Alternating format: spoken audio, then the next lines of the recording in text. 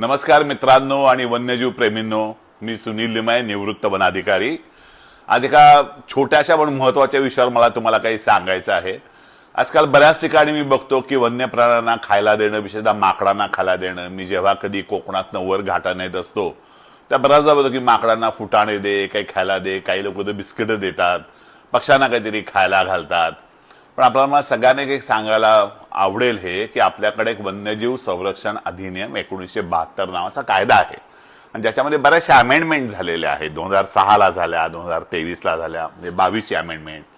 सगळ्यांनी लक्षात ठेवा, वन्य प्राण्याला कुठल्याही प्रकारचं खायला देणं हे बेटिंग या सदरामध्ये येतं आणि ते अजिबात चांगलं नाहीये। वन्य प्राण्यांना काही खायला देऊ नका, त्याला काही गरज नाहीये।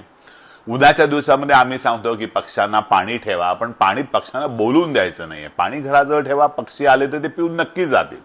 खायला देऊ नका त्या सगळ्यांना, कारण का हे योग्य नाही।